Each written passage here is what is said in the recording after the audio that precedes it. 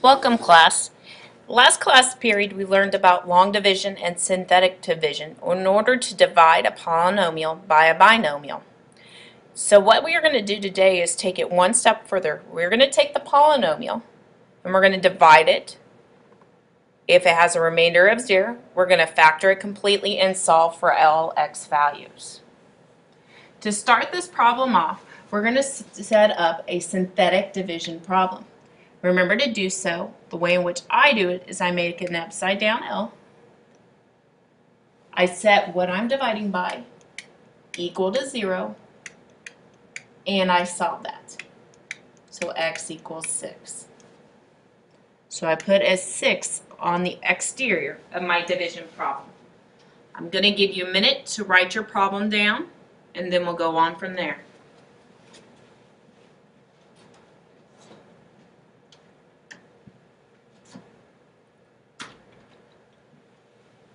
Now, when we divide, remember that if we are missing an exponent power, we have to put in a place value of 0.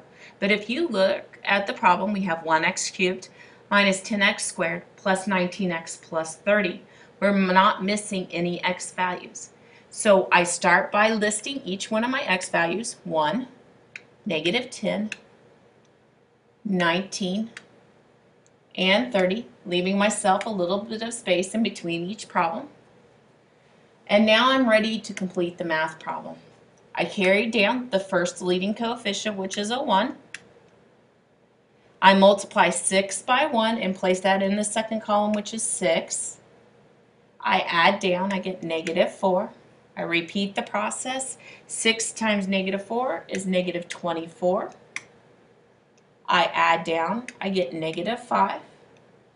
And 6 times negative 5 is negative 30. Add down, I get 0. So my remainder is 0.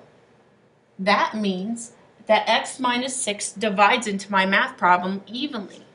So really we could say it's x minus 6 times, since we divided an x cubed by an x, it's x squared, so 1x squared minus 4x minus 5. And that is equal to 0. Now, if you remember back to factoring, our next step is to factor what's left over using trial and error or the box method. So I carry my x minus 6 down. I take my x, break it up. I have x and x. Factors of 5, that give me 4, or 5 and 1. But since I want a negative 4, it's going to be a negative 5 and a positive 1. So if I were to FOIL those three binomials out again, I would end up with what I started with. So now we have factored completely. The last step is to solve. So we set each factor equal to 0 and solve. Well, we've already got x equals 6. That's the first one down here. So now I set x minus 5 equal to 0. I solve that. I get x equals 5. That's my second x value. And my third one is x plus 1 equal to 0. I solve that math problem. I get x equals negative 1. So my solutions to my problem are 6, 5, and negative 1. My degree I started with was x to the third, so at most we'd have 3 real solutions. So I'm done. Let's try one more problem, just as a quick review, so we can focus back on what we were doing at the beginning. Okay, this one does not have a leading coefficient of 1. It has a 2, so we have to be careful with that. It is not missing any powers. The largest degree is a third, so it's a cubic polynomial, which means I probably will have 3 or less answers. So I set up my math problem, make my division bar. I set x minus 1 equal to 0.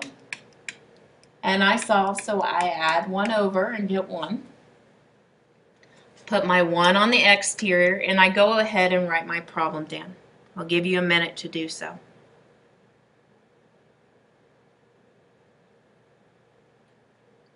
I need to ask myself in this problem, am I missing any powers? Which I'm not. So I can go ahead and carry down my values. So 2, negative 15, 34, and negative 21. To do synthetic division, we carry down our first value, which is 2.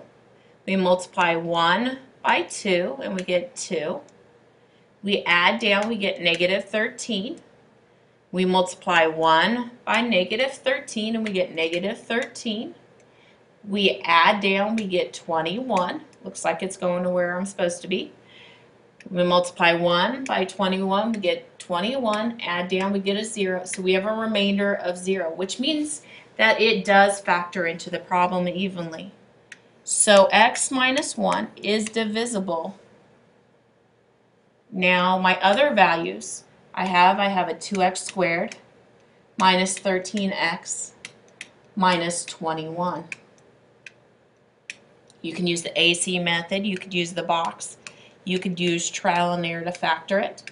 I know that I have to have a 2x and I have to have a 1x. If I multiply 2 times 21, I get 42. Factors of 42 that give me 13 are 6 and 7.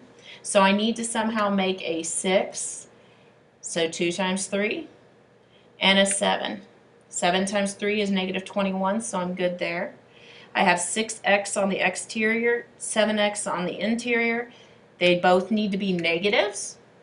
It is equal to 0, so I can now finish factoring my problem. One solution is x minus 1, x equals 1.